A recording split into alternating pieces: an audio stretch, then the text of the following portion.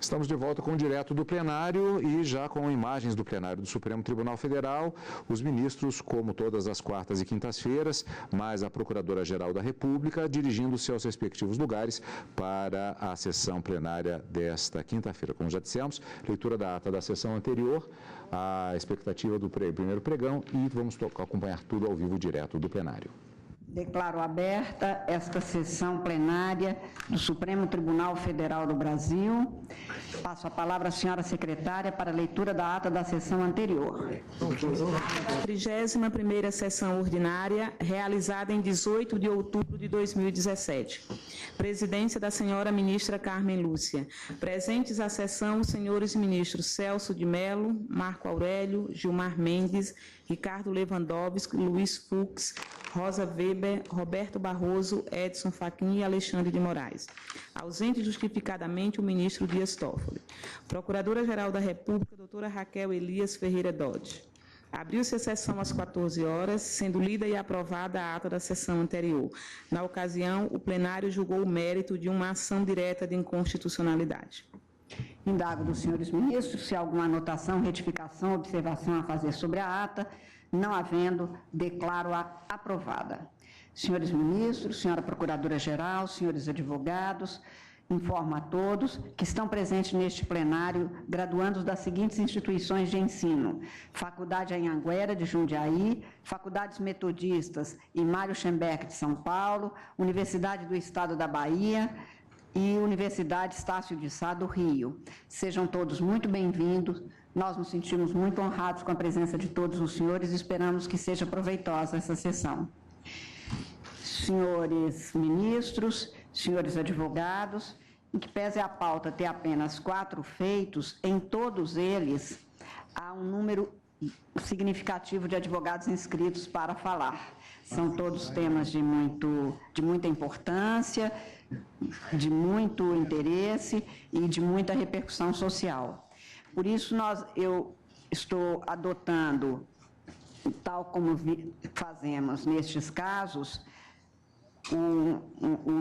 o pregão pelo número de advogados inscritos em cada caso, pelo maior número, de tal forma que os advogados também se liberem, especialmente porque em todos os casos há advogados e pessoas de fora que vieram para nos dar a honra de comparecer e participar do julgamento.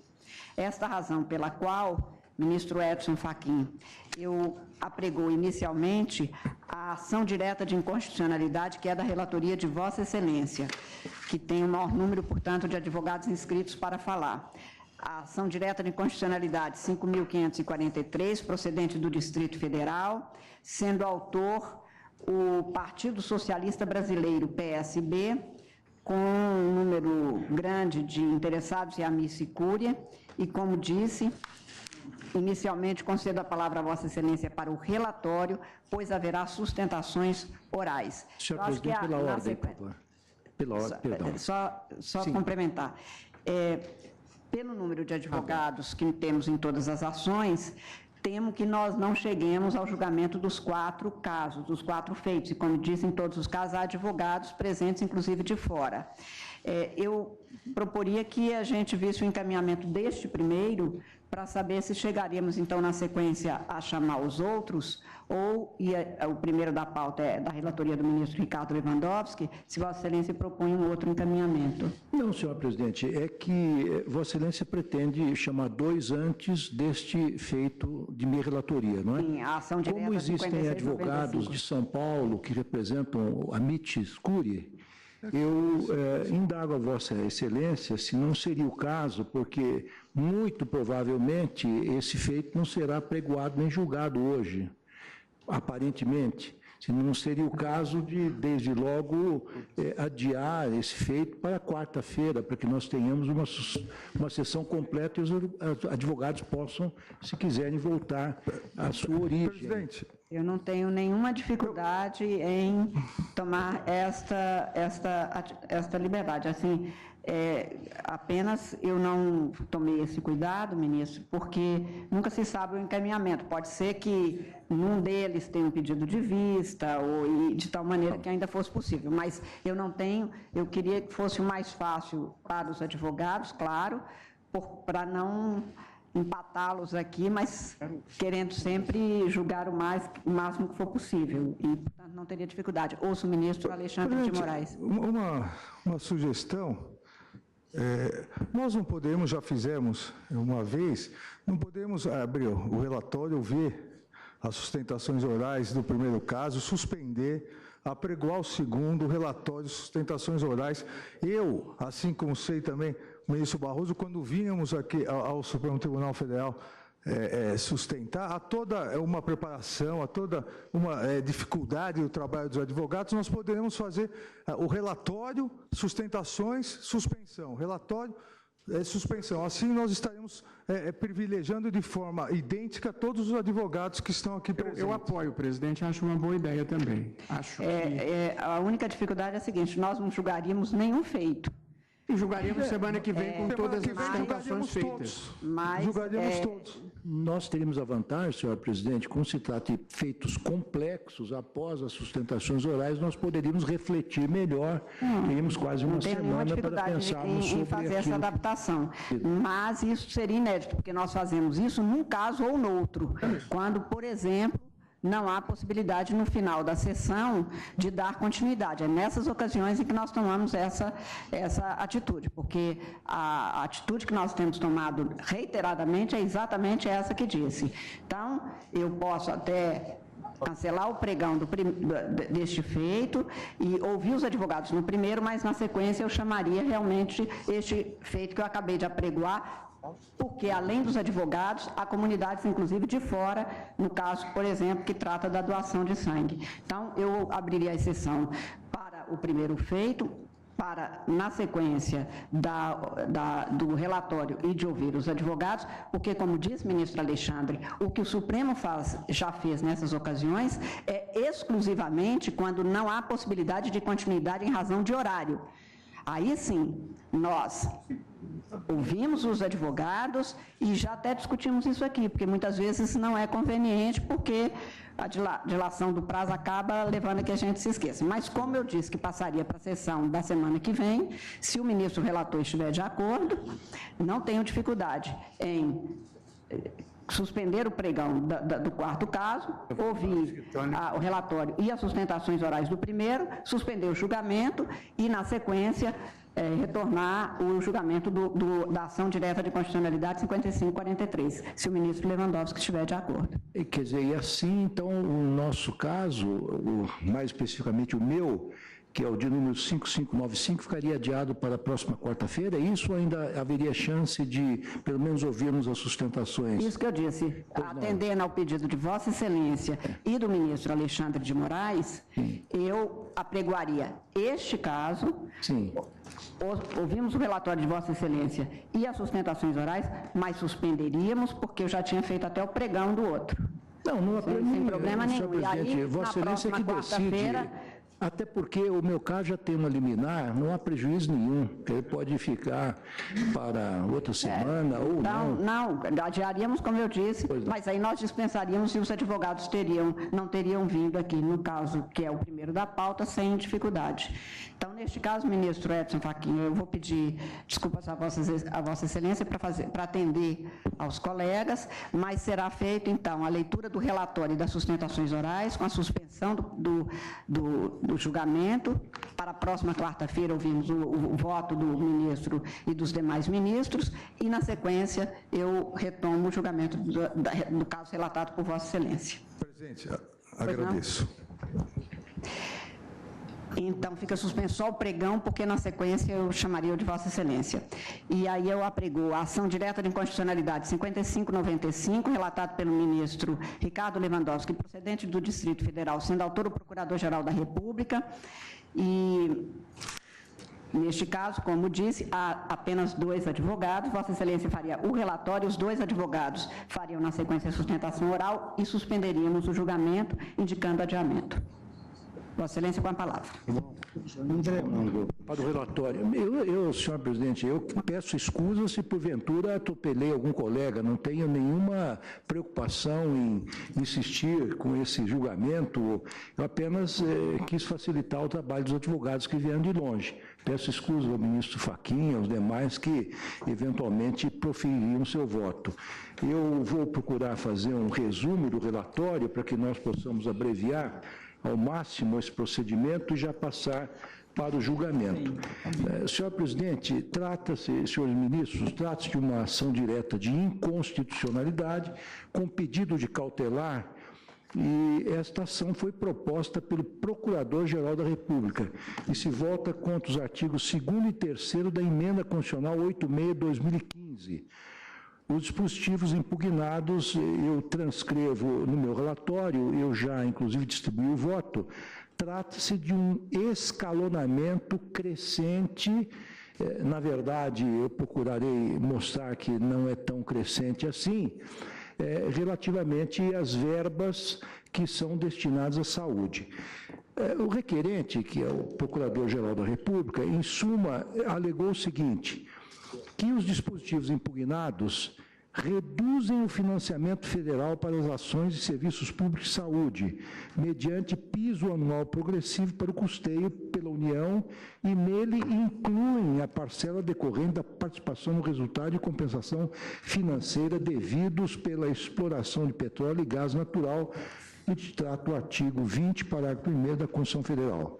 Por essas razões, sustentou que os dispositivos citados, entre aspas, atentam diretamente contra os direitos fundamentais à vida e à saúde, artigo 5º caput 6º, 196 e 198 caput, parágrafo 1º, contra os princípios da vedação do retrocesso social, artigo 1º caput 3º, e contra o princípio do devido processo legal substantivo, artigo 5º, inciso 54, violando, por conseguinte, a cláusula pétrea escrita no artigo 60, parágrafo 4, inciso 4, todos da Carta Magna. Destacou ainda a Procuradoria que são intensamente prejudiciais ao financiamento do Sistema Único de Saúde, SUS, por implicar em redução drástica no orçamento para ações e serviços públicos em saúde, o qual já é historicamente insuficiente. Na sequência, apontou que o patamar mínimo de financiamento da saúde pela União foi definido constitucionalmente a partir da inserção do parágrafo 2º do artigo 198 da Constituição pela Emenda Constitucional 29 de 13 de setembro de 2000, e que esse preceito foi tardiamente regulamentado pela Lei Complementar 141 de 2012, que fixou valores que a União deveria aplicar no SUS. Afirmou, contudo, que a Emenda Constitucional 86, ora atacada, embora aparentemente tenha aumentado o financiamento federal, entre aspas, mascara grave redução no custeio do sistema de saúde pública da nação. A emenda foi aprovada em sentido diametralmente oposto ao visado pelo projeto de lei complementar 321 de 2013, fruto de iniciativa popular. Ressalta ainda que o Conselho Nacional de Secretários de Saúde realizou projeção do decréscimo de financiamento do SUS, causado pela Emenda Constitucional 86, com base em vários critérios, chegando, inclusive, a preconizar, eu estou resumindo aqui para facilitar, uma perda de aproximadamente 20 bilhões a menos para financiar o sistema, que, como já disse a Procuradoria, entre aspas, padece de subfinanciamento crônico. E acrescentou ainda que, antes da promulgação da emenda, os recursos oriundos da exploração de petróleo e gás, incluídos os decorrentes da exploração em áreas do perfil geológico conhecido como camada do pré-sal, eram fontes adicionais para o custeio da saúde, como prevê expressamente o artigo 4º da Lei 12.858 de 2013. Ao determinar que esses recursos sejam contabilizados no percentual mínimo de gasto da União, a que se refere o artigo 198, parágrafo 2º, inciso 1, da Constituição, o artigo 3º da Emenda Constitucional 86 impôs nova perda bilionária para os recursos para o SUS. E conclui desta forma que as disposições questionadas caracterizam profundo retrocesso na concretização de direitos fundamentais, o que é vedado pelo dever de progressividade assumido pelo Brasil no artigo 2º, item 1 do Pacto Internacional sobre Direitos Econômicos, Sociais e Culturais, e no artigo 1º do Protocolo de São Salvador, o qual contém regra específica que obriga os Estados a adotar medidas econômicas para assegurar progressiva prestação de direitos sociais. Afirmou que, além disso, os dispositivos atacados são inconstitucionais por violar o dispositivo da vedação de proteção deficiente de bens jurídicos constitucionalmente tutelados. Este representa uma das facetas do princípio da proporcionalidade derivado da cláusula pétrea do devido processo legal na sua concepção substantiva. Por essas razões, requereu o deferimento cautelar para suspender a eficácia das normas impugnadas. Argumenta com periculum in mora e também o funus boni iuris e, por fim, aduz o seguinte, que a Emenda Constitucional 86/2015 exacerba o quadro crônico de subfinanciamento da saúde pública no país, apontado ao longo desta petição, que causa um número formidável de mortes e agravos evitáveis à saúde dos cidadãos brasileiros, um enorme sofrimento individual e impactos na economia e no desenvolvimento. É necessário, portanto, que a disciplina inconstitucional imposta pelas normas impugnadas seja o mais rapidamente possível suspensa em sua eficácia e, ao final, invalidada por decisão definitiva do Supremo Tribunal Federal. Eu ouvi o Congresso Nacional, a Advocacia Geral da União e, novamente, a Procuradoria da República, todos se manifestaram nos autos. A AGU, obviamente, de forma contrária, assim como a Câmara, defendendo o seu ato, e a Procuradoria-Geral da República, num substancioso parecer, insistiu na inconstitucionalidade da medida dos dispositivos impugnados. Houve o pedido de ingresso como amicus curiae, ou amici curiae, se quisermos, pela Associação Nacional do Ministério de Contas e pelo Instituto de Direito Sanitário Aplicado. Eu deferi essas petições. Em 31/8/2017, justamente na antevéspera da conclusão da votação do orçamento, quando o periculum in mora se agudizou, eu implementei a cautelar para suspender a eficácia dos artigos 2º e 3º da Emenda Constitucional 86 de 2015 e imediatamente submeti a minha cautelar, como de lei, de praxe, a este colendo plenário. É o relatório, senhor presidente. Não. Pela Associação Nacional do Ministério Público de Contas, como amicus curiae, convido o doutor Fernando Facuri Scaff para se manifestar. Invertemos os amigos, pode ser primeiro. Aqui é pela ordem da inscrição. Então, vamos lá. Vossa Excelência tem até 15 minutos para se pronunciar e está com a palavra. Bom, boa tarde a todos. Senhora Presidente, senhora Procuradora da República, ministro relator, demais ministros. Queria destacar o seguinte, falo na qualidade de amicus curiae da Associação do Ministério Público de Contas. O que faz este caso diferente? Aqui é um ponto importante a ser destacado. Esse caso tem um aspecto que merece redobrada atenção desse plenário. E redobrada atenção em razão do quê? Aqui nós temos um caso onde se pode tratar de macrojustiça.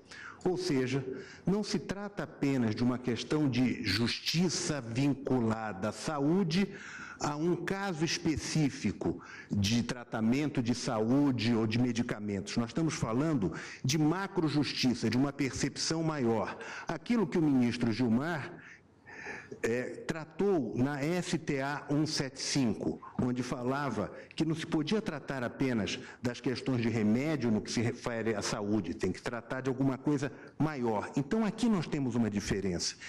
E uma diferença, senhores, que não é apenas referente à saúde, a medicamentos. Aqui tem uma diferença também vinculada a direito financeiro, porque passa por toda o financiamento da saúde e financiamento dos direitos sociais. Ou seja, não se trata apenas de saúde, nós estamos tratando no caso de saúde, mas é muito mais amplo porque tratamos de orçamento mínimo social, ou seja, aquele mínimo que a Constituição estabelece como necessário para o financiamento dos direitos. É este o ponto que se trata, senhores ministros, este é o ponto.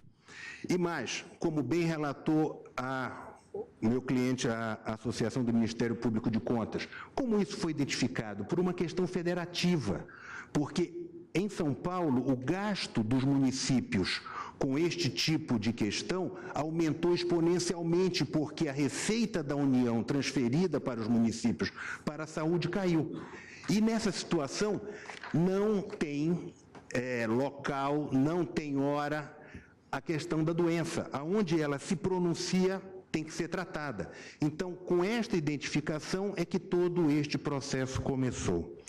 Bom, eu poderia citar diversos julgados da Corte, do ministro Gilmar, a STA 175 de remédios, do ministro Fachin, a ACO 648 sobre a questão do Fundef, da ministra Weber, a ACO 658 também sobre o Fundef, do ministro Celso, a DPF 45, do ministro Lewandowski, o recurso extraordinário que virou em repercussão geral, 592-581, que trata da questão de aspectos penitenciários, do financiamento dos direitos penitenciários, do próprio ministro Marco Aurélio, a DPF 347, sobre presídios do estado de coisas inconstitucionais. Tudo isso tem vinculação com finanças e direitos sociais. Este é um desses casos que nós precisamos olhar com atenção e confirmar a cautelar concedida e declarar inconstitucionais as normas mencionadas. Senhores, os artigos 2º e 3º da Emenda Constitucional 86, e foram estes os dois artigos atacados, eles foram mencionados, eles estão com algumas inconsistências em razão de ferirem cláusulas pétreas, claro. A argumentação, a proibição de retrocesso, a questão da progressividade dos direitos, a questão da dignidade da pessoa humana, não só a dignidade da pessoa humana individualmente considerada, esse é um aspecto que merece redobrada atenção.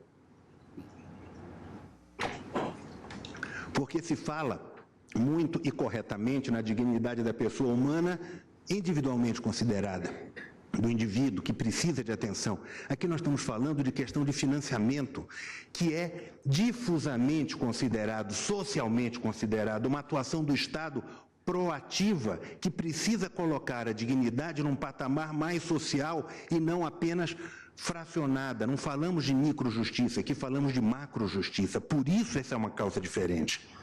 Bom, orçamento mínimo social está dentro da argumentação colocada, porque o prefeito permanente na Constituição é de 15%. E o que é que aconteceu? Estas emendas constitucionais, principalmente a emenda 86 no artigo 2º, fez um escalonamento fracionado. Acabou fazendo, na verdade, ao invés de implementar uma progressividade, fez uma regressividade. O que era 15 no permanente foi sendo 13.1, 13.5 e por aí sucessivamente. Então, aqui tem uma fraude, tem um erro, tem uma falha colocada. E é daqui que a gente se insurge e esse é o ponto central da ADI. Qual a novidade? O que é que aparece nessa trajetória como um filme e que eu gostaria de destacar neste tribunal? É que, proposta ADI, surge uma nova emenda constitucional, a emenda constitucional 95. E a emenda constitucional 95 traz o artigo 110 para o ADCT. O que diz o artigo 110, ministros? ele, primeiro, revoga o artigo 2º da emenda 86, tá certo? E estabelece um novo patamar de gastos, dizendo, estes gastos têm que ter como base 2017 e, a partir daqui, somente a correção monetária. O que é que acontece nesta situação? É que é necessário levantar este ponto para poder afastá-lo. Porque uma leitura breve, rápida, pode nos levar a imaginar o fato de que, com isto, com a revogação do artigo 2º, a ADIM tenha perdido o objeto. E eu quero destacar que não perdeu o objeto. Este é um ponto central. E não perdeu, senhores, por 3 razões. A primeira razão é: o valor aplicado em 2016 foi um valor inferior a 15, que era o que estabelecia a base constitucional permanente e que havia sido alterado pelo artigo 2º da emenda 86. Então, esse é o primeiro ponto. Há um resíduo, há uma diferença, há um montante a ser recomposto, historicamente recomposto, para frente, em prol da saúde, em prol de todos. O segundo e mais importante argumento, senhores, e aqui é de fundamental atenção, que é independente da recomposição financeira do dinheiro propriamente, é necessário recompor a base de cálculo. Por que recompor a base de cálculo? Volto ao artigo 110 do ADCT. O artigo 110 vai dizer, do ADCT vigente, que foi alterado pela Emenda Constitucional 95, que no exercício de 17, as aplicações mínimas serão calculadas no termo normal e daqui para frente, de 17 para frente, apenas correção monetária pelo IPCA. Portanto, o que se destaca é que é necessário recompor a base de cálculo de 17, porque ela tem efeitos prospectivos pelos próximos 19 anos, porque as percentagens estabelecidas não serão mais mantidas sem teto. O teto vai estabelecer e vai dizer, aqui nos próximos 19 é pela base do 2017. Aqui o que nós temos? Se a base for reduzida, os 19 anos futuros terão percentagem reduzida pela correção monetária. Mas se a base for recomposta, e esse é o ponto central neste ponto, que diz, não houve perda de objeto. Além de, terceiro ponto, que se tem, é que o artigo 3º, que também foi atacado na ADIM, permanece plenamente vigente. Então, são esses 3 pontos que se coloca. Validade intertemporal, para afastar a hipotética colocação aventada, talvez, de perda de objeto. Segundo, a questão da possível fungibilidade de transformar de ADI em ADPF, o que já tem precedentes aqui, cito 2, na ADI 4180 e na ADI 4163. E também outras situações semelhantes já aconteceram neste plenário. Vou citar um caso que possivelmente todos recordem, que se trata da discussão de guerra fiscal, ministro. Nos casos de guerra fiscal, originalmente discutia-se, não mais vai se discutir guerra fiscal quando a lei estadual tiver sido revogada. Mas depois esse plenário se deu conta que aquela lei, mesmo revogada, tinha produzido efeitos e que, portanto, era necessário não dar por perda de objeto, mas julgar até o final a questão. Estamos numa situação que também precisa ser julgado até o final, a despeito da norma já ter sido revogada. De todo modo, e para concluir, qual a ideia posta?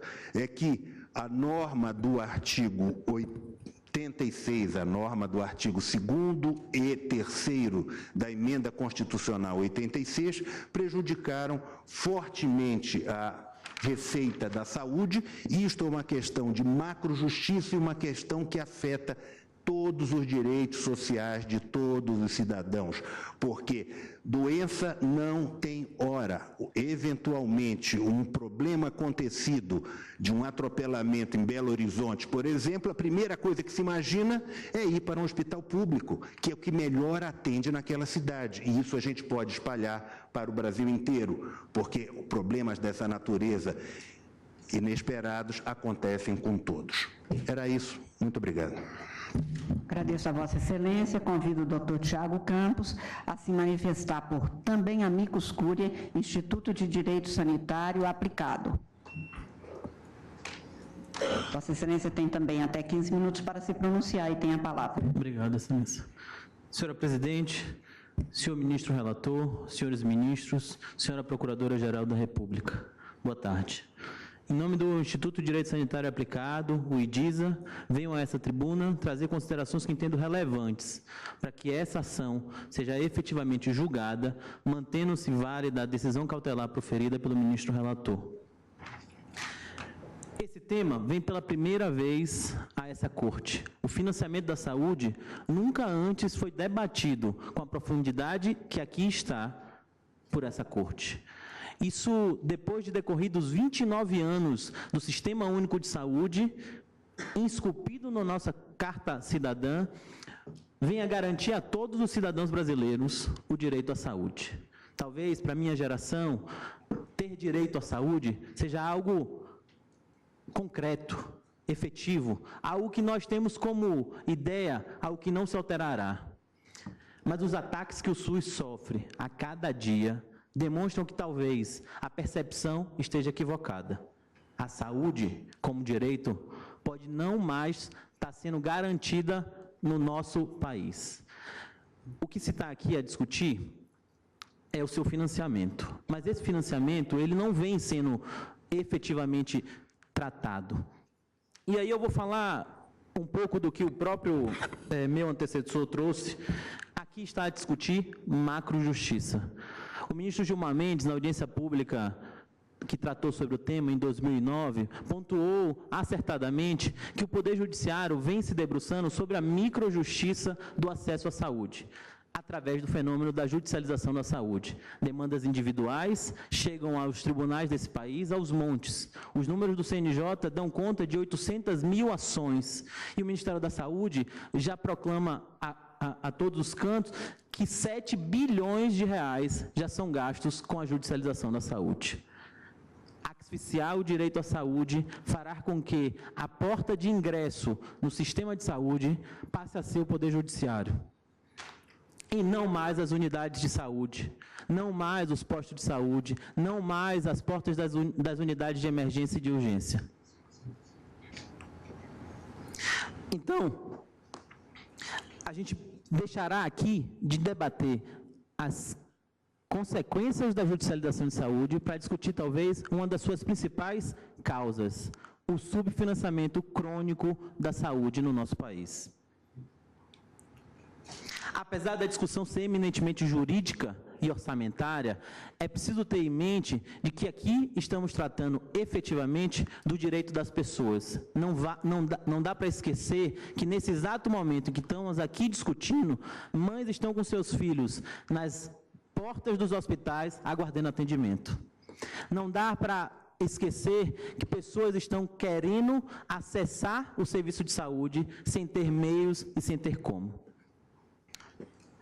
Eu vou resgatar um pouco, historicamente, todos os ataques que o Sistema Único de Saúde sofreu ao longo desses anos, desses 29 anos, de modo que a gente possa perceber que o que a gente tem como um direito efetivo, talvez esteja por perecer. Eu vou dar o nome da saga do financiamento da saúde. A saga, senhores ministros, começa no ano seguinte à promulgação da Constituição Federal. A previsão de que o recurso do orçamento da Seguridade Social, na percentual de 30%, fosse destinado para a saúde, constante nas disposições transitórias, nunca se efetivou. Em 93, mais uma vez, o clamor popular pediu para que houvesse atenção quanto ao financiamento da saúde. Naquela época, pela primeira vez, o Ministério Público se debateu sobre o tema, e a doutora Raquel Dodge, hoje Procuradora-Geral da República, abriu os 2 primeiros inquéritos civis públicos para tratar sobre o tema. Um sobre o financiamento, o outro sobre o funcionamento do Sistema Único de Saúde. Muitos avanços de lá para cá, mas os ataques não cessaram. Os recursos da CPMF, que deveriam ser destinados à integralidade ao sistema de saúde, nunca o foram. A DRU também surrupiou recursos da saúde. Assim como a emenda constitucional 86 aqui discutida. Ao pretexto de apresentar alternativa ao projeto de lei de iniciativa popular, que conseguiu mais de 2 milhões de assinaturas,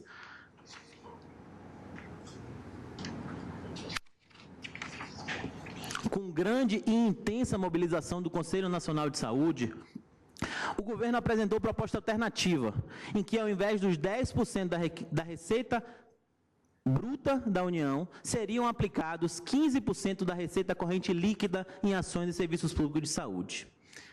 O problema é que esses 15% seriam atingidos apenas e tão somente nos 5 anos subsequentes, estabelecendo subpisos menores do que o piso de 15%. Esses subpisos efetivamente tiveram impacto no orçamento e nos recursos aportados na área da saúde no ano de 2016. O valor aportado foi menor do que o do ano anterior. Menor e, ainda assim, como era antes, insuficiente. A emenda desrespeitou a regra da vedação ao retrocesso social.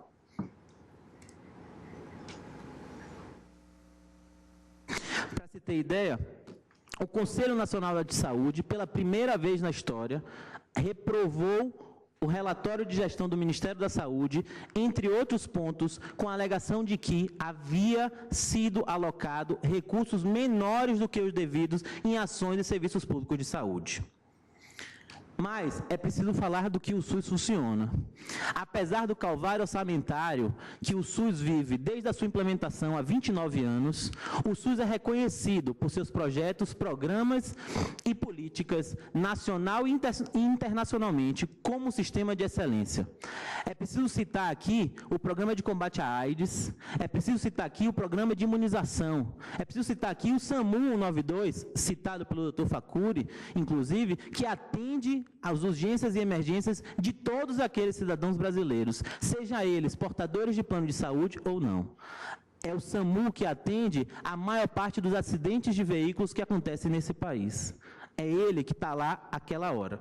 Além disso, é preciso falar da Estratégia de Saúde da Família, do Programa Mais Médicos, de várias das iniciativas e projetos do Sistema Único de Saúde que são reconhecidos nacional, eu repito, nacional e internacionalmente como de excelência.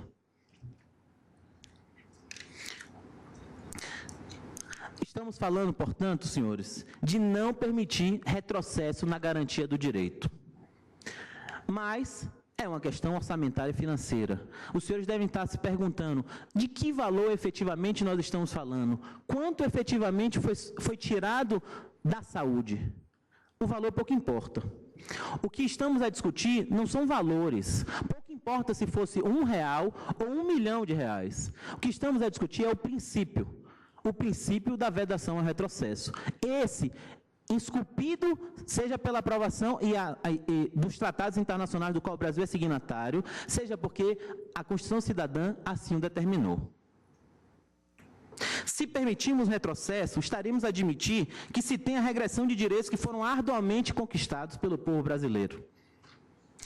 Não só por aqueles que hoje lutam, mas por tantos antes de nós que lutaram para ter garantido como um direito o direito à saúde. Para ter ideia, e aí talvez seja importante aqui listar, com o valor que se tem levantado hoje de R$1 bilhão e 200 mil que foram efetivamente não alocados em ações e serviços públicos de saúde no ano de 2016 e que podem afetar com o congelamento do gasto em saúde ao longo dos próximos 19 anos, quase 30 bilhões de reais, poderíamos ter, só para ter uma ideia, com 1 bilhão e 200, poderíamos ter todo o custeio do SAMU por um ano pago. Poderíamos ter ainda a construção de 2.940 unidades básicas de saúde. Poderíamos ter também o custeio inteiro, de um ano inteiro, de 89 mil agentes comunitários de saúde, imprescindíveis para o funcionamento do Sistema Único de Saúde. Também teríamos garantia de pagamento da totalidade das internações em leitos de UTI, todas as diárias que o Ministério da Saúde e os demais entes pagam em leitos de UTI para a população brasileira, com 1 bilhão e 200 estariam pagas por um ano inteiro. Essas são as perdas concretas, reais, que afetam a vida das pessoas. Para além de números, há vidas, pessoas, necessidades não podem ficar tão somente sujeitas à saúde fiscal, sob pena de se criar uma sociedade doente e sem alma. São essas as minhas considerações. Muito obrigado. Agradeço a Vossa Excelência e, então, na forma combinada, suspendo o julgamento e agradecendo a presença dos senhores advogados, que será retomado na quarta-feira, ministro Lewandowski. Eu agradeço a Vossa Excelência, senhor presidente. Nada a agradecer, pelo contrário.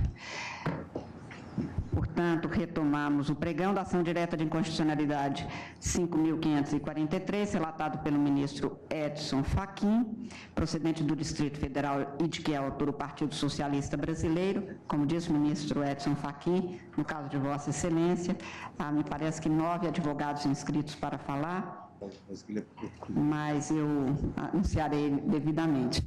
Neste momento, Vossa Excelência tem a palavra para o relatório. Na sequência, ouviremos os advogados e na sequência, o julgamento. Muito obrigado, senhora presidente, eminentes colegas, eminente Procuradora-Geral da República, doutora Raquel Doge, senhoras e senhores advogados aqui presentes. Faço a síntese do relatório, senhora presidente, nesta ação direta de constitucionalidade 5543, anotando tratar-se de demanda proposta pelo Partido Socialista Brasileiro, PSB, que tem, como sabido, representação no Congresso Nacional, e o objeto desta ação é o artigo 64, inciso 4º da Portaria 158/2016 do Ministério da Saúde, e o artigo 25, inciso 30º, a linha D, da Resolução da Diretoria Colegiada número 34 de 2014 da Anvisa, Agência Nacional de Vigilância Sanitária. Dispositivos esses que tratam da inaptidão temporária para indivíduos do sexo masculino que tiveram relações sexuais com outros indivíduos do mesmo sexo realizarem doação sanguínea nos 12 meses subsequentes a tal prática. Reproduzo no relatório ambos os dispositivos citados e digo, em síntese, que, segundo o requerente, os atos que veiculam os dispositivos impugnados trazem inúmeras normas autônomas a serem observadas nos procedimentos hemoterápicos em toda a Federação Brasileira, bem como criam embaraços genéricos e abstratos para a doação legal de homossexuais sem qualquer fundamento para tanto. Seriam, dessa forma, atos decorrentes de forma direta e primária da Constituição, ou seja, atos normativos e autônomos a autorizar a provocação da jurisdição constitucional por meio de ação direta de inconstitucionalidade.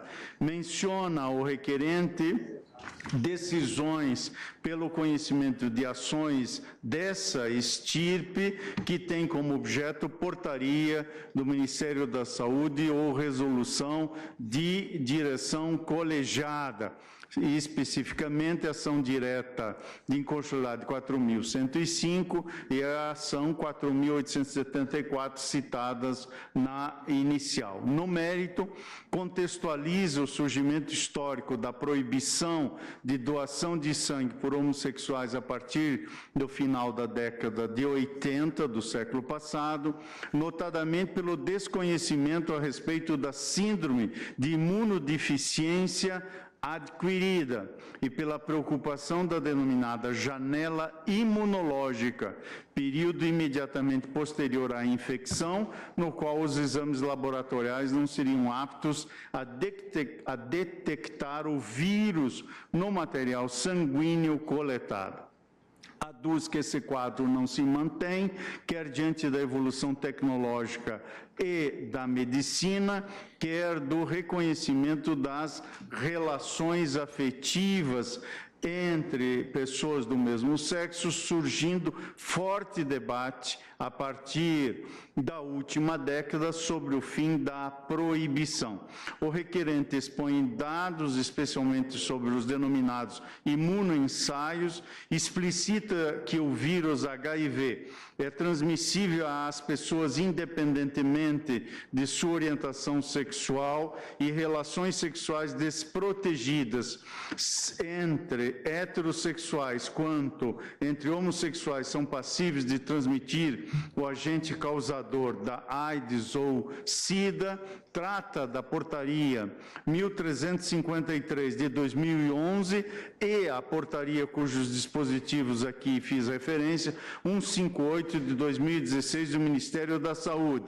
Advoga, estou a resumir a inicial, porque teremos diversas sustentações iniciais, advoga que não se sustenta o tratamento discriminatório, defende que a regulação atualmente existente exige que o poder público garanta a qualidade e segurança dos componentes sanguíneos doados, com diversas medidas de precaução na coleta, processamento, distribuição e utilização desse material sanguíneo, de modo que o fim da proibição não comprometeria a segurança dos procedimentos hemoterápicos. Traz diversos exemplos de direito comparado, indica a escassez nos bancos de sangue brasileiros, sintetiza os dispositivos questionados que sustenta violados, defende que os atos impugnados estigmatizam pessoas e de forma desproporcional e tolhem essas pessoas da prática de um ato solidário por excelência, intrinsecamente ligado ao exercício da cidadania e da fraternidade. Esclarece que o objetivo da ação é que todo e qualquer indivíduo, independentemente de sua orientação sexual, tenha o direito de submeter o próprio sangue aos exames de detecção de doenças, para que, caso verificado saudável, possa ser doado, então repassado a quem dele necessitar. Aduz um conjunto de outros argumentos e, ao final, pede a procedência da pretensão encartada na presente ação para declarar a inconstitucionalidade dos dispositivos citados. Adotei, no caso, o rito do artigo 12 da Lei 9868, foram prestadas informações pela Anvisa, também pelo Ministério da Saúde, bem como pela Advocacia Geral da União, que se manifestou pela improcedência da presente ADI. A Procuradoria-Geral da República opinou em parecer pela declaração de inconstitucionalidade dos dispositivos impugnados. Adotei, portanto, o caminho de propiciar a presença de diversos amici curiae, que aqui indico todos nominados nesse relatório, e, em suma, é o que tenho a relatar para ouvir agora as sustentações orais, senhora presidente. Agradeço a Vossa Excelência. Convido a falar pelo autor, Partido Socialista Brasileiro, o doutor Rafael de Alencar Araripe Carneiro. Vossa Excelência terá até 15 minutos para se pronunciar. Está com a palavra. Excelentíssima ministra presidente, excelentíssima ministra, ministros, excelentíssima Procuradora-Geral da República, colegas advogados. Gostaria de principiar minha sustentação oral louvando a condução do processo por parte do relator, ministro Edson Fachin. Sua Excelência, exatamente no dia seguinte ao protocolo da ação, despachou no feito, reconhecendo a densidade constitucional da matéria, solicitando informações às autoridades envolvidas e incluindo em seu despacho uma frase que nos parece que sintetiza com maestria o que se busca evitar na presente ação. Diz Sua Excelência no despacho, abro aspas e vou tentar ser fiel à redação original, que muito sangue tem sido derramado em nosso país em nome de preconceitos que não se sustentam. Fecho aspas. E é exatamente isso, Excelências, que a presente ação direta de inconstitucionalidade, ajuizada pelo meu constituinte, o Partido Socialista Brasileiro, busca evitar. O artigo 64, inciso 4º da Portaria 158/2016 do Ministério da Saúde, declara que é inapto para a doação de sangue o homem que tenha tido relação sexual com outro homem ou sua parceira nos últimos 12 meses. Basta uma única relação sexual nos últimos 12 meses para que a portaria entenda que o candidato à doação de sangue é inapto. E, embora a portaria fale em inaptidão temporária, qualquer pessoa com a mínima atividade sexual tem, na verdade, uma inaptidão definitiva para a doação de sangue. Assim, na prática, o que ocorre? Ao se dirigir a um banco de sangue, a um hospital público ou privado, o candidato é questionado se é homossexual e se teve uma única relação sexual nos últimos 12 meses. E caso as respostas sejam afirmativas, o candidato é excluído, ele sequer tem o seu sangue coletado para análise. Ora, Excelência, aprendi na doutrina do professor Gilmar Mendes que a orientação sexual não se presta como fator de descrime para a desigualdade jurídica. Não é a orientação sexual que define o risco de uma pessoa ser ou não infectada por uma doença sexualmente transmissível, mas sim a conduta, o comportamento individual de cada um. No caso, o direito fundamental à igualdade é frontalmente afetado, assim como o núcleo mais íntimo da dignidade da pessoa humana ao ser tratado de forma preconceituosa em função da sua orientação sexual. A questão, portanto, é jurídica, sim, ao contrário do que alega o Ministério da Saúde, tentando trazer dados e informações que a seguir vou repelir. A questão é jurídica, de âmbito constitucional e de relevo extremo. E o próprio regramento do Ministério da Saúde traz uma contradição em si que é de impressionar. Uma outra portaria do Ministério da Saúde, do ano de 2011, portaria 1353, em seu artigo 1º, parágrafo 5º, diz: a orientação sexual, heterossexualidade, bissexualidade ou homossexualidade não deve ser usada como critério para a seleção de doadores de sangue, por não constituir risco em si próprio. É exatamente isso que defendemos, mas não é isso que a outra portaria, ora questionada, no qual ela se alberga. Os argumentos do Ministério da Saúde são basicamente dois para defender a constitucionalidade da norma. O primeiro é a incidência maior, proporcionalmente maior, de doenças sexualmente transmissíveis nos homossexuais em relação aos heterossexuais. Ora, Excelência, também há incidência maior de doenças sexualmente transmissíveis na população com curso superior, sem curso superior, em relação àqueles que possuem curso superior. Também é maior a incidência de DST na população parda em relação à população branca.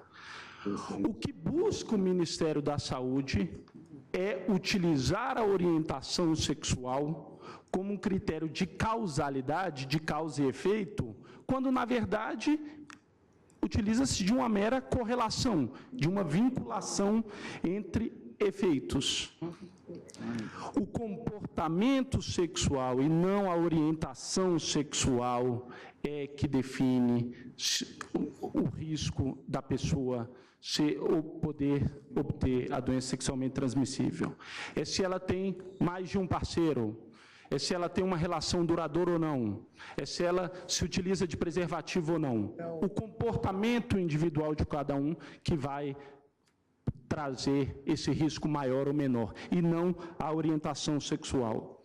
Exatamente com esse fundamento, o Tribunal Constitucional da Colômbia, analisando norma idêntica no ano de 2012, declarou a inconstitucionalidade do dispositivo nacional, evitando a análise de grupo de risco e estabelecendo a análise de comportamento de risco individual de cada um. A manifestação do Ministério da Saúde também traz exemplos de países que possuem regras de limitação da doação de sangue. Mas nessa manifestação são indicados vários exemplos de países que hoje não mais possuem esse tipo de regramento. Portugal, Espanha, Chile, Argentina possuíam regras similares e não mais as possuem. A própria África do Sul, incluída no continente com maior incidência de AIDS, também já teve, em algum momento, essa regra e não mais a possui. Argentina no ano de 2015, Chile no ano de 2013, extirparam esse tipo de regra, cuja gênese foi muito bem indicada no relatório do ministro Edson Fachin, advém da década de 80, quando havia um desconhecimento completo da AIDS. A AIDS chegou a ser, num primeiro momento, denominada como doença dos 4Hs, usuários de heroína, hemofílicos, haitianos e homossexuais. Vejam o preconceito e a discriminação, mas por desconhecimento médico, na década de 80, o que hoje não mais existe. Gostaria também de destacar que a extirpação dessa regra que ora se questiona não coloca em risco a segurança ou a qualidade do sangue doado no Brasil. E por que não faz? Porque existem diversas regras, inclusive nessa portaria, que declaram inaptos aqueles que, de fato, possuem comportamento sexual arriscado. Vários parceiros desconhecidos, a não utilização de preservativos. O que se questiona aqui é a premissa de que a orientação sexual coloca em risco o sangue doado. É esse o absurdo do descrime que ora se questiona. Também é importante destacar que, além da dignidade humana e do direito fundamental à isonomia, a presente ação tem uma importância para a própria saúde pública do Brasil, na medida em que, rotineiramente, são noticiadas faltas de sangue, escassez de sangue nos bancos de sangue brasileiros, quando a população homossexual, de homens homossexuais, poderia doar, não faz em função dessa regra discriminatória. Assim, Excelência, já me encaminhando para o final, o Partido Socialista Brasileiro espera que o Supremo Tribunal Federal continue a edificar a dignidade da pessoa humana, como já fez em vários outros momentos. Esta Corte, tão envolvida nos últimos tempos com conflitos de poder e causas corporativas, tem a oportunidade agora de voltar-se à proteção dos direitos das minorias, à proteção dos direitos fundamentais. E assim termino, ministro Edson Fachin, voltando à provocação de Vossa Excelência no primeiro despacho, o que se espera é que não mais no Brasil se derrame sangue em função de preconceito que não mais subsiste. Muito obrigado. Agradeço a Vossa Excelência. Convido a falar pelo Amicus Curiae Instituto Brasileiro de Direito de Família e BDFAM, a doutora Patrícia Gorisch. Vossa Excelência tem até 5 minutos para se pronunciar. Está com a palavra. Obrigada. Boa tarde, excelentíssima senhora presidente, senhor relator, senhora ministra, demais ministros, procuradora-geral da República, colegas advogados e alunos. Represento o Instituto Brasileiro de Direito de Família através da Comissão de Diversidade Sexual, Direito Homoafetivo.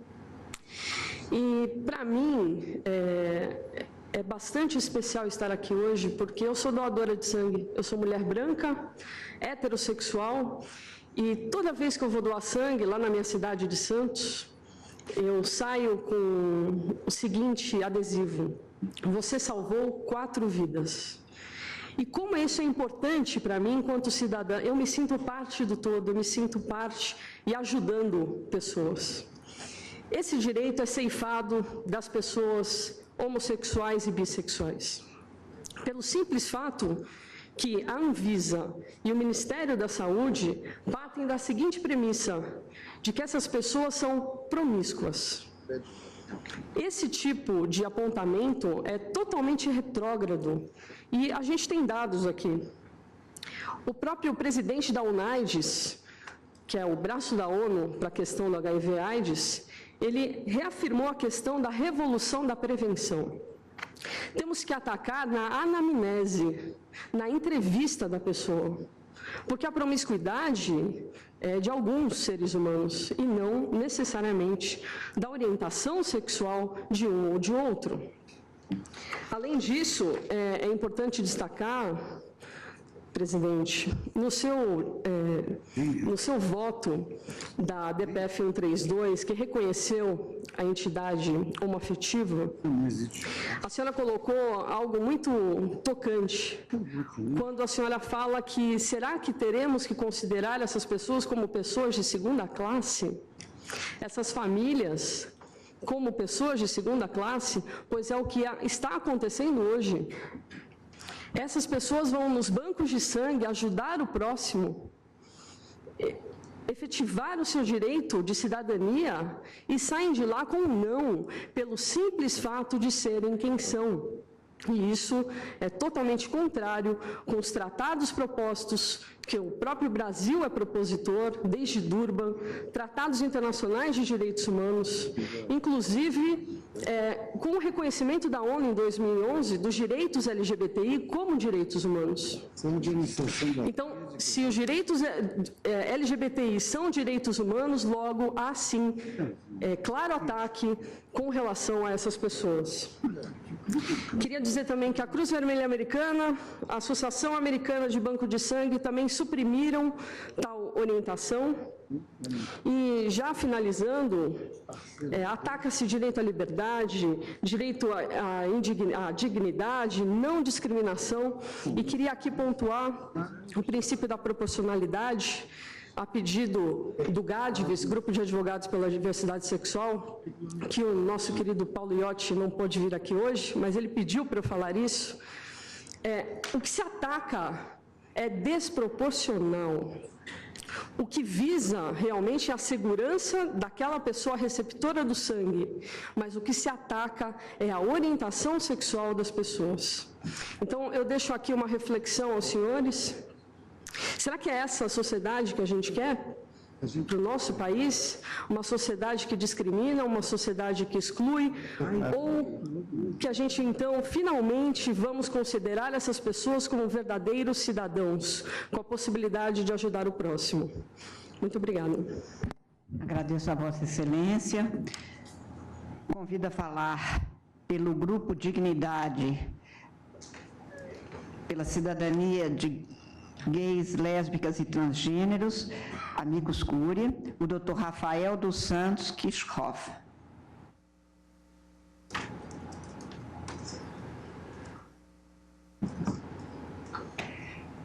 Vossa Excelência também tem até 5 minutos para se pronunciar e tem a palavra. Muito obrigado.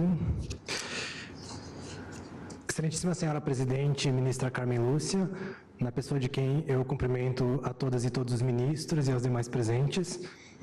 Essa é mais uma ocasião em que nós, LGBTI, vimos a esta Corte reivindicar que nos sejam assegurados os mesmos direitos que toda a população tem. Agora, nesse momento, nessa ação, especialmente homens gays, homens bissexuais e mulheres trans, identidades que estão abarcadas pela categoria epidemiológica HSH, porque também nos é negado o direito de doar sangue. É incontestável o desejo de construção de uma sociedade em que todos possam gozar de uma vida com padrões de saúde elevados. Contra isso, ninguém se oporia. A regra que proíbe de serem doadores de sangue homens que fizeram sexo com outros homens nos últimos 12 meses, em tese, ela pretende se inserir nesse quadro. Porém, a constitucionalidade deste parâmetro é o que vem sendo questionada nesta ação por se respaldar em argumento discriminatório e, portanto, violador dos princípios da dignidade da pessoa humana, da igualdade material e da proibição de discriminação por orientação sexual. Ninguém se opõe também a uma necessidade de um rigoroso processo de triagem em razão da janela imunológica. O raciocínio aqui deveria ser simples. No prazo abrangido pela janela imunológica, a pessoa que se apresenta aos bancos de doação de sangue deveria declarar a sua aptidão em razão dos critérios elegidos pela própria regra, quais sejam a ausência de alta rotatividade de parceiros sexuais e a prática de sexo seguro. O que está em discussão não é tanto a qualidade sanguínea que chega aos cofres de armazenamento, mas a qualificação sexual daquele que se habilita como doador. De acordo com o mapa epidemiológico, em 2015, a principal via de transmissão do HIV em indivíduos adultos foi a sexual, tanto em homens quanto em mulheres, sendo que entre homens observou-se um predomínio da categoria de exposição heterossexual. Esta constatação é capaz de apontar o duplo equívoco da regra proibitiva. O primeiro relaciona-se a um equívoco de ordem jurídico-constitucional, na medida em que sua atuação promove uma hierarquia entre o sangue de indivíduos heterossexuais e os de HSH. O segundo equívoco se relaciona a uma distorção, não de ordem jurídica, mas da própria efetividade da política de saúde. Apesar de se direcionar apenas a HSH, verificamos que há uma curva crescente de casos de transmissão do vírus, não apenas neste grupo, mas também em outros não considerados pela norma, como em mulheres e homens heterossexuais. Nesse sentido, a circunscrição dos indivíduos no grupo de risco parte de um viés atrelado a estereótipos emergentes quando da eclosão da AIDS, tida naquele momento como câncer gay, e insere-se em uma rede de novas estigmatizações. A conclusão a que se pode chegar é que a regra, além de maculada pelo vício de inconstitucionalidade, posto que discriminatória, insere-se numa política de controle de prevenção ineficaz em razão da própria discriminação. Sendo assim, parece importante questionar por que não se produziram dados relativos à contaminação por pessoas que praticam sexo com proteção. Um exemplo do caráter enviesado da ideia de HSH como grupo de risco e que descortina os discursos que fundamentam a regra é colhido da manifestação da Associação Brasileira de Hematologia, Hemoterapia e Terapia Celular.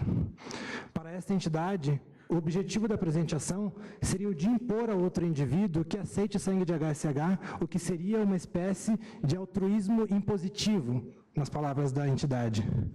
Colhe-se da sua defesa, em verdade, que há um temor de compartilhar do mesmo tecido do corpo de HSH, ao propor que a intenção seria, diz ela, impor o transplante de tecido seu, isto é, de HSH, em outro indivíduo. Além disso, a regra acaba por revelar uma proibição das próprias relações afetivas sexuais àqueles aos quais se dirige. Ao exigir abstinência sexual por 12 meses, ela afronta diretamente os direitos à igualdade e o de busca da felicidade, fundamentos já invocados por esta Corte para reconhecer o direito à união estável entre duas mulheres e entre dois homens. É que para alcançar um direito, o de doar sangue, é negado ao outro, o de viver e expressar a sua efetividade e a sexualidade livremente. Finalmente, gostaria de destacar um último ponto, o HIV como uma realidade complexa. Um indicativo de que o combate à contaminação se mostra tão mais eficaz quanto mais as metodologias de prevenção se afastarem da tentativa de eleger inimigos ou grupos de indivíduos como fatores de maior risco. O que não se percebe é que o HIV e a AIDS devem ser compreendidos... Vossa Excelência, por favor, que conclua. Obrigado, Excelência. A AIDS deve ser compreendida no interior de uma rede de vulnerabilidades, em que devem se considerar vários fatores, como já foram destacados aqui pelo autor da ação. E essas são as razões que o Grupo Dignidade traz para pedir a procedência da ação. Muito obrigado. Agradeço a Vossa Excelência. Convido a doutora Paula Moura de Lemos Pereira a falar pelo Instituto Brasileiro de Direito Civil.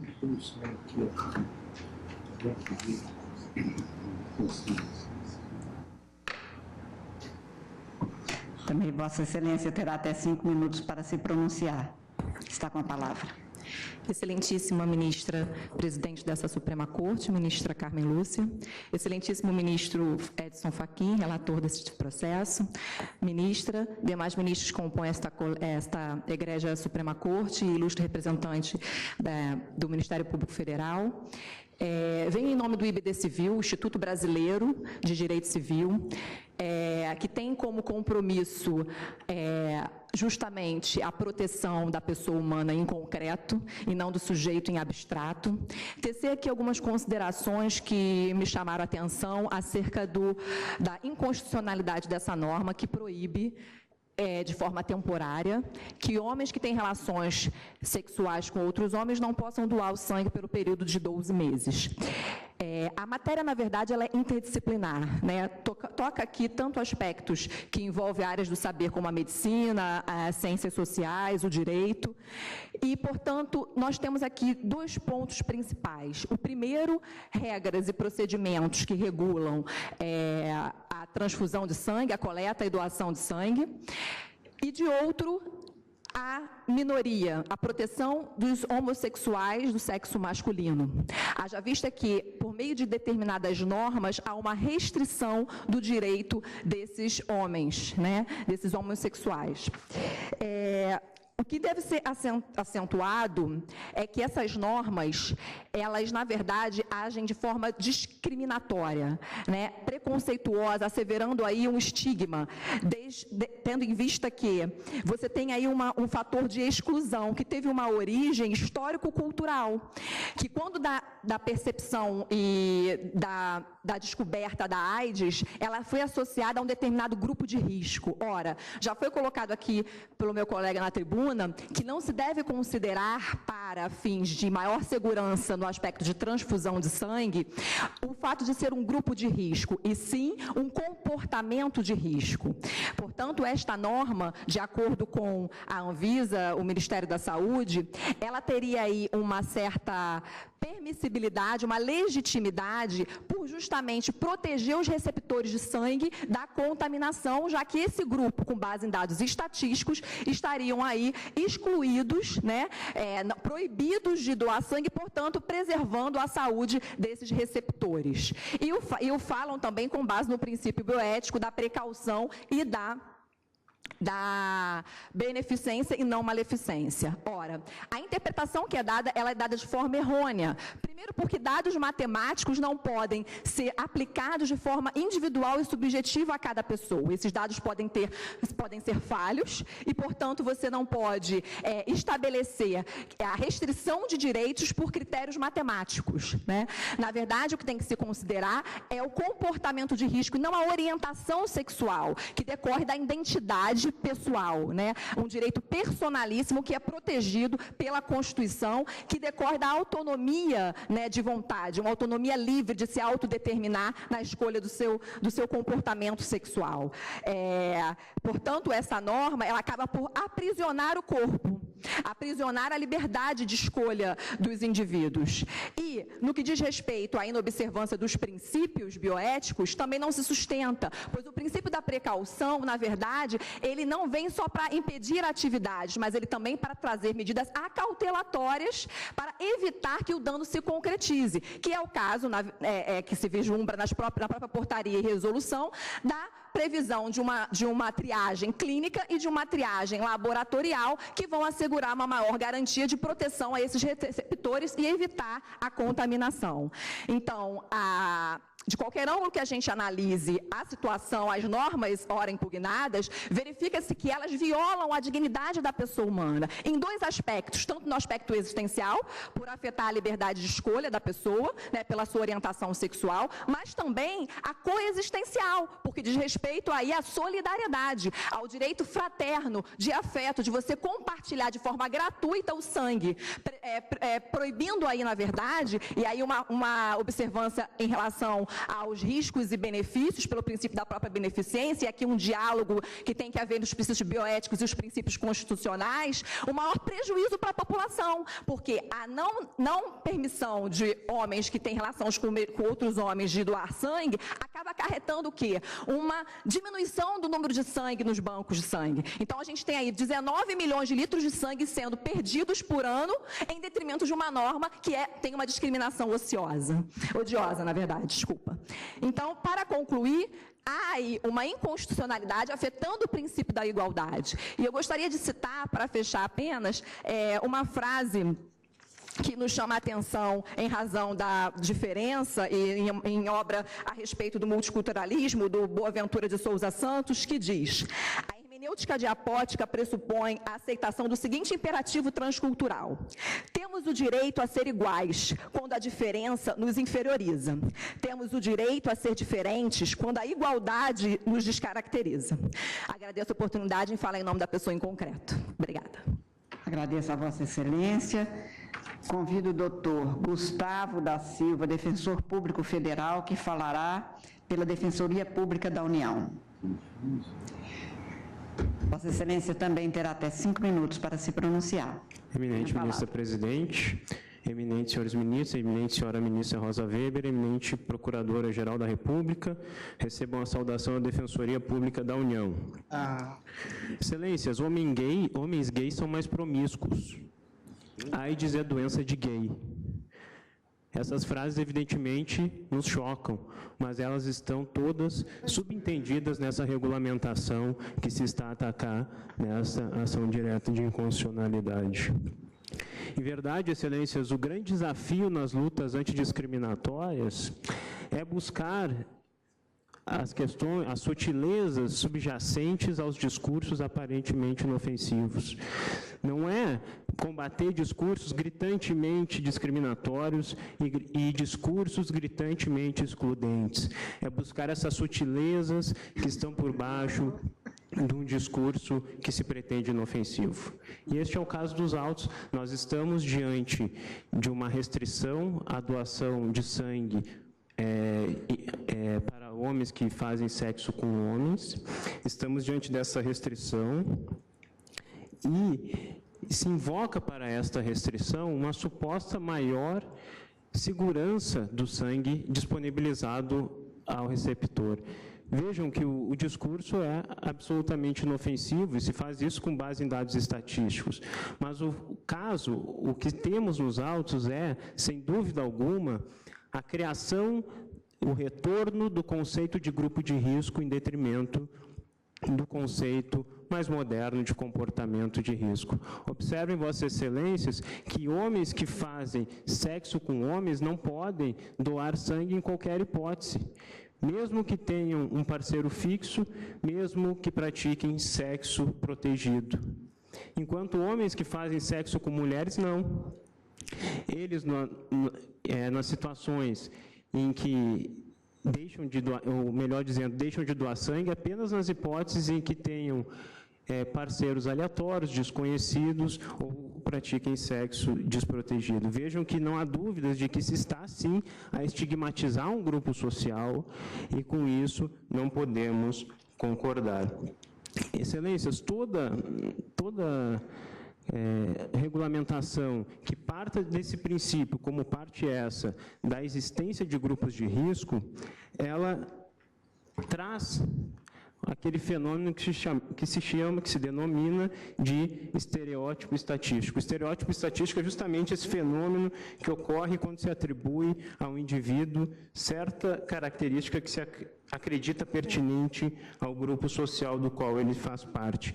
Esse fenômeno atua na produção de discriminações, porque se baseia numa atribuição de características absolutamente arbitrária em favor ou contra pessoas, e nesta atribuição de características absolutamente arbitrárias, há uma redução ou até um impedimento ao exercício de direitos, e neste caso, esse direito ligado à fraternidade e à solidariedade, que é o direito de doação de sangue.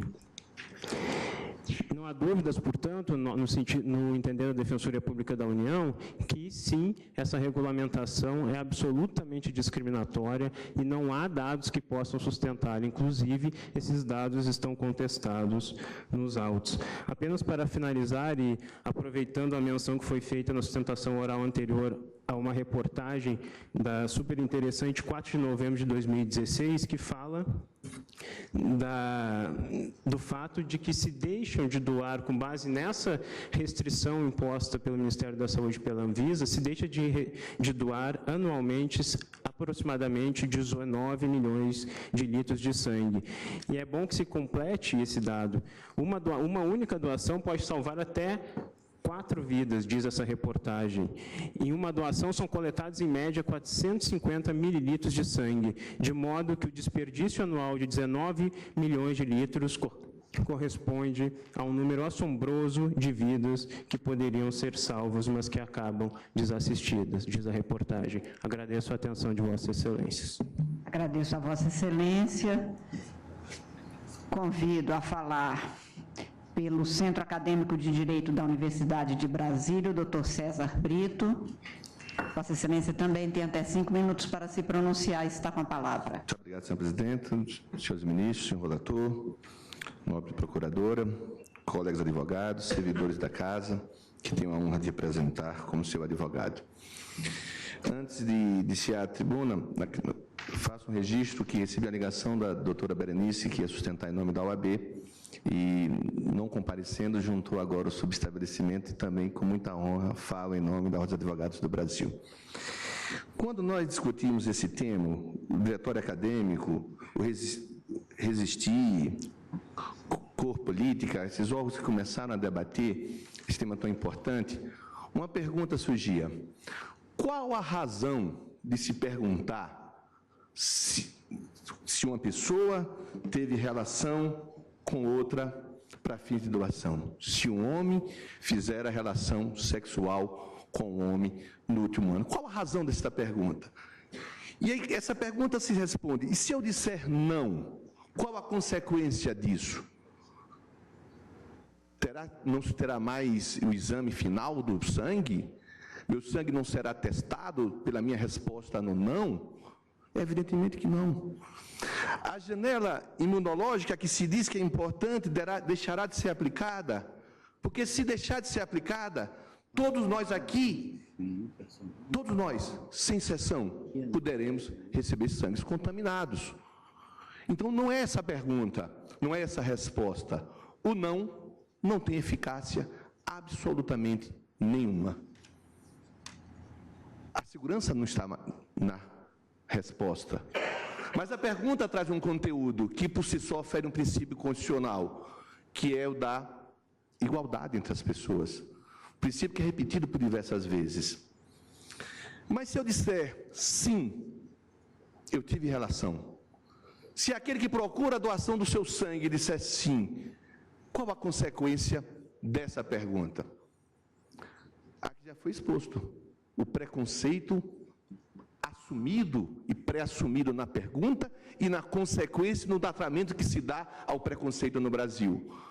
Não sem razão, a Constituição Cidadã, no seu preâmbulo, ali escreve expressamente que deseja uma sociedade sem preconceito. A resposta sim a uma pergunta que por si só é preconceituosa fere claramente o preâmbulo da nossa Constituição. E mais além, aqui já foi exposto, não há nada mais solidário, nada mais importante do que doar o sangue para quem ama. Doar o sangue é o símbolo mais simbólico das pessoas, doar-se, doar o sangue para quem dele precisa. A resposta, sim, impede a efetividade de outro princípio que está lá na Carta Constitucional, no preâmbulo, a fraternidade. Impede-se que as pessoas sejam fraternas com quem ama, com quem gosta. Não se pode doar à mãe, não se pode doar ao irmão, não se pode doar quem quer que seja pela resposta a uma pergunta claramente preconceituosa. E aí fere também o inciso 1 do artigo 3º, que também fala na sociedade solidária. Uma pergunta que fere o princípio constitucional da igualdade, impede a efetivação dos demais princípios. Esse é o tema que nós estamos debatendo. A Constituição que nós sonhamos, solidária, fraterna, só vale para alguns? Essa pergunta teria que ser feita? Evidentemente que não. A resposta é muito simples. A resposta o Supremo já deu, quando aqui dessa tribuna o ministro Barroso traz o tema e fala que a questão sexual não tem mais importância nessa Constituição, quando fala da afetividade. Nós estamos aqui tratando de um princípio constitucional da afetividade e da solidariedade decorrente do princípio da igualdade. Quando nós conversamos esse tema no movimento estudantil, com todos os estudantes, foi um dos temas mais bonitos que ali se teve. E o reflexo é essa ação. Tenho certeza, não tenho dúvida nenhuma, que o tribunal que ensinou o mundo de que a afetividade é que deve pautar as nossas relações, não permitirá que cada vez que alguém for exercer o seu dever de ser fraterno, seja defrontado com a pergunta que, quando sair dali, qualquer que seja a resposta, estará marcado pelo preconceito que ainda mata no Brasil. Muito obrigado, Excelência. Agradeço a Vossa Excelência. Convido a doutora Estefânia Maria de Queiroz Barbosa, que falará pelo Núcleo de Pesquisa, Constitucionalismo e Democracia, do Programa de Pós-Graduação de Direito da Universidade Federal do Paraná. Vossa Excelência também tem até 5 minutos para se pronunciar e está com a palavra. Boa tarde, excelentíssima senhora presidente, ministra Carmen Lúcia, excelentíssimo senhor relator, ministro Edson Fachin, excelentíssimos ministros, excelentíssima procuradora-geral da República. Primeiramente, o Núcleo veio participar como amicus curiae e parabeniza a admissão de tantos amici curiae por esse ministro relator, porque trata-se de um importante debate dialógico com a sociedade. E, nesse debate, o Núcleo vem tratar desse assunto, tratando, num primeiro momento, o necessário diálogo entre cortes, o uso de precedentes de cortes estrangeiras para serem admitidos por esta corte. É certo que o direito comparado não pode ser usado indistintamente, ele deve ser usado verificando-se o contexto em que essas normas foram realizadas, em que essas decisões foram julgadas. Mas é muito importante, especialmente em matéria de direitos fundamentais, onde há a maior migração de ideias constitucionais, que a gente olhe para os casos difíceis, de como esses casos difíceis foram enfrentados por outros estados.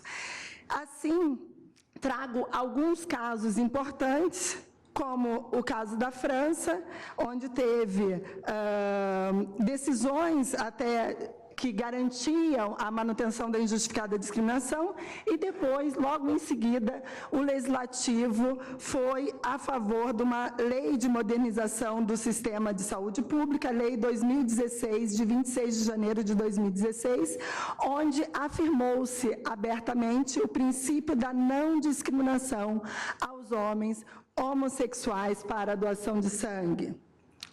Outro caso importante é um caso da Corte Europeia de Direitos Humanos, no caso Tadeucci and Macau versus Italy, onde se observa a impossibilidade de casais homossexuais terem acesso ao reconhecimento legal de status de família, diante da negativa de concessão de visto de residência para um deles, violando o artigo 8 e 14 da Convenção Europeia de Direitos Humanos.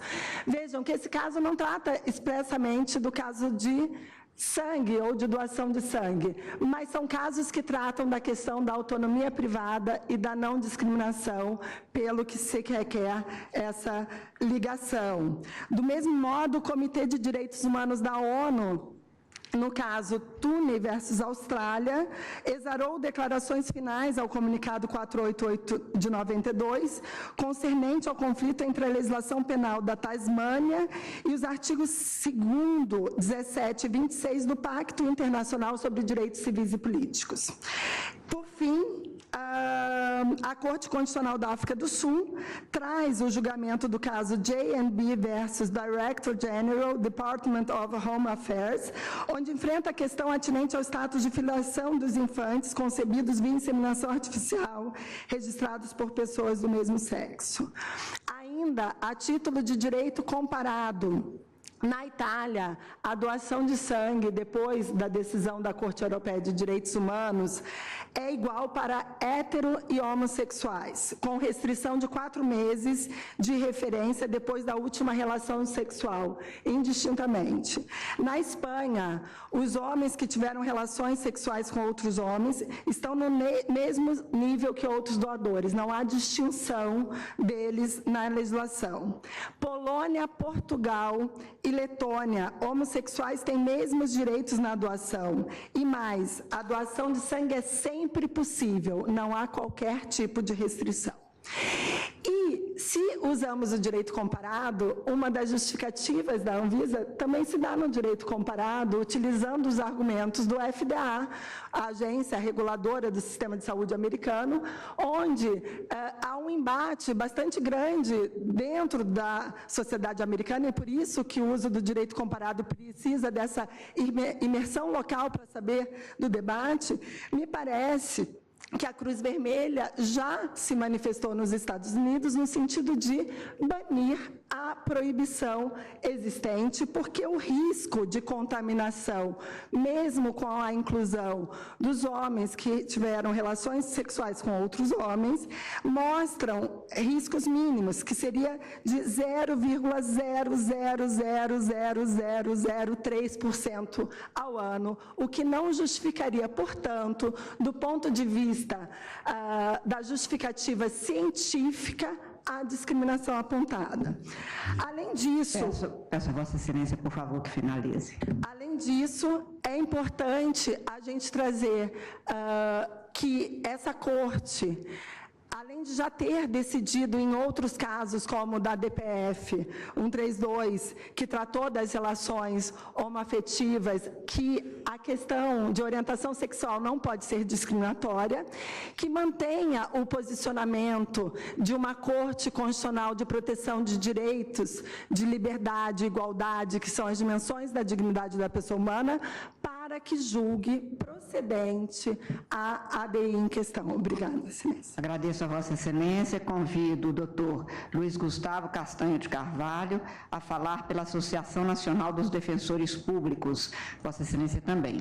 Tem até 5 minutos para se pronunciar e tem a palavra. Excelentíssima senhora presidente do Supremo Tribunal Federal, ministra Carmen Lúcia, excelentíssimo senhor ministro Luiz Edson Fachin, relator da DI 5543, excelentíssimos senhores ministros, excelentíssima senhora Procuradora-Geral da República, é uma honra muito grande poder estar aqui nesta casa histórica, casa de justiça, e especialmente sustentar na presença de magistrados que são Vossas Excelências.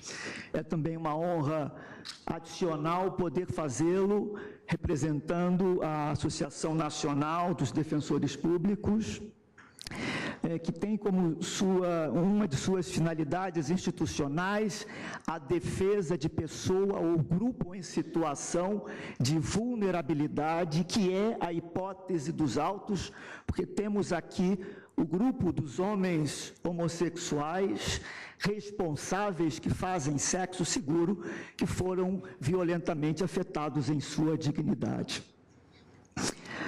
Ao longo das sustentações anteriores, eu fui cancelando os meus pontos de sustentação, porque os oradores anteriores praticamente esgotaram boa parte da temática.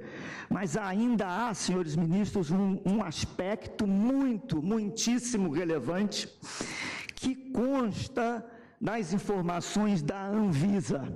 Na verdade, a Anvisa cita 3 documentos internacionais, propondo retirar a legitimidade dos 2 atos inquinados de inconstitucionais desses documentos internacionais. O primeiro documento é um trabalho da Organização Mundial da Saúde, publicado em Luxemburgo em 2012. E isso está no item 25 da manifestação da Anvisa, que foi encampado pelo Ministério da Saúde e pela AGU. Diz a Anvisa que este documento recomendaria a inaptidão temporária para a doação de sangue para homens homossexuais. Documento intitulado Blood Donor Selection. Pois bem, a leitura das 88 páginas deste documento revela que em nenhuma linha se fala em doação de sangue. Em nenhuma linha se refere à doação ou à transfusão de sangue.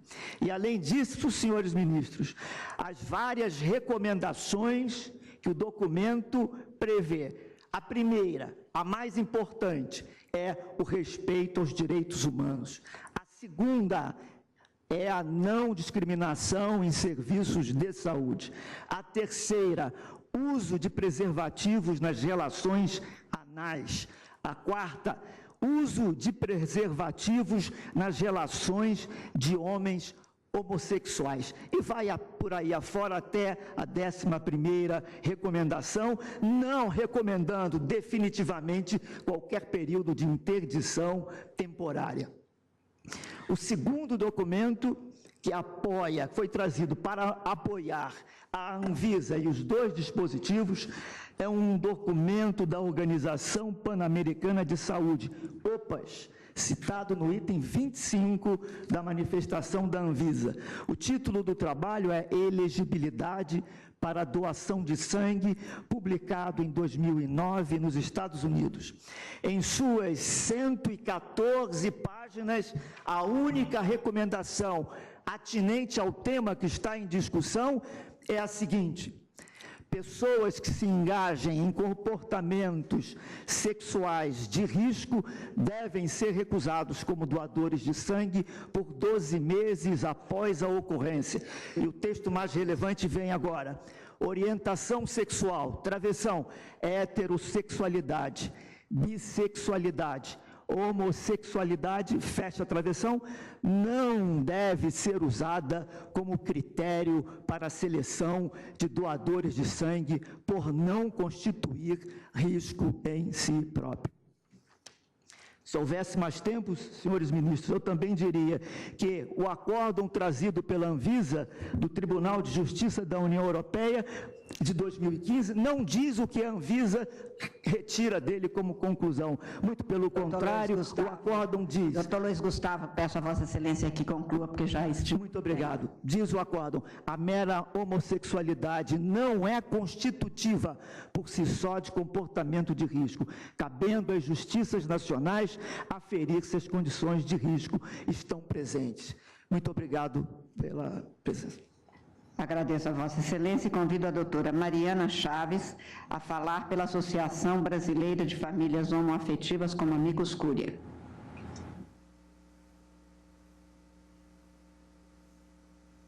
Doutora Mariana, Vossa Excelência também tem até 5 minutos para se pronunciar e está com a palavra. Excelentíssima Senhora Presidente Carmen Lúcia, Excelentíssima Senhora Ministra Rosa Weber, Senhores Ministros, Senhora Procuradora-Geral da República. Eu serei muito breve nas minhas colocações, até porque os meus colegas que me antecederam trouxeram a boa parte das informações que eu buscava trazer para os senhores. Mas eu vou trazer alguns números. Muito se falou aqui em números contra os homossexuais, mas eu vou trazer alguns números, inclusive fornecidos pelo Michel Sidibe, que é o presidente da UNAIDS, que a doutora Patrícia Gorich já citou. O doutor Michel Sidibe, ele diz que se houvesse que se falar em grupo de risco na atualidade, definitivamente esse grupo de risco não seria mais os homossexuais, seriam as mulheres heterossexuais, ministro Marco Aurélio, porque nós temos um problema muito grande, não é um problema brasileiro, é um problema mundial de prevenção. Não se previne, não se previne de forma adequada as doenças sexualmente transmissíveis. Os nossos jovens, talvez por não terem vivido aquela epidemia dos anos 80 e dos anos 90 da AIDS, simplesmente não tem aquela visão da prevenção que já se teve outrora, e os números, e nós trouxemos em algumas petições de Amicus Curiae, que ajudamos a elaborar, os números indicam que muitos jovens, muitos casais heterossexuais, quando vão praticar o sexo anal, dispensam o preservativo. E por que, senhora Procuradora-Geral da República? Porque simplesmente essa prática não leva à gravidez. E ainda há uma vinculação, ministra Rosa Weber, muito grande da prevenção vinculada à gravidez. Então, existem, sim, investigações no sentido de que o sexo anal, ele promove, digamos assim, um ambiente biológico mais propício a uma infecção por doenças sexualmente transmissíveis. Mas não é, senhores ministros, uma prerrogativa dos homossexuais. Nós não podemos partir da premissa e ter uma presunção em relação às práticas sexuais das pessoas, como se determinadas práticas fossem exclusivas de determinados grupos. Então, se o problema que a Anvisa enxerga é em determinada prática, que se coloque na norma que aquela prática que quem tiver tido aquele ato sexual, aquele tipo de ato sexual nos últimos tempos, nos últimos 12 meses, um tempo que não faz sentido, porque hoje nós temos exames avançadíssimos em que a janela imunológica do vírus HIV foi reduzido para 9 dias, então não faz qualquer sentido o prazo de 12 meses. Mas se assim fosse, que se colocasse, por exemplo, interdição para quem praticou o sexo anal nos últimos 3 meses ou nos últimos 2 meses, tendo como parâmetro a janela imunológica. Mas isso não deve ser algo voltado a um determinado grupo, mas sim a uma determinada prática. E como já foi colocado anteriormente pelos meus colegas, pelas pessoas que me antecederam, é preciso que se volte os esforços para a prevenção, e não apenas a prevenção em relação à AIDS, mas a prevenção em relação a todas as doenças sexualmente transmissíveis. Então, é preciso que se abandone esse tipo de estereótipo estigmatizante, ministro Edson Fachin, para se poder voltar para o que é efetivamente o grande problema, que não está cingido a um grupo, mas sim a uma determinada prática. Muito obrigada. Agradeço a Vossa Excelência. Ministro Edson Fachin, em razão da hora, eu suspendo para o intervalo e na volta ouviremos o voto de Vossa Excelência. Muito obrigada a todos. Está suspensa a sessão pelo período regimental.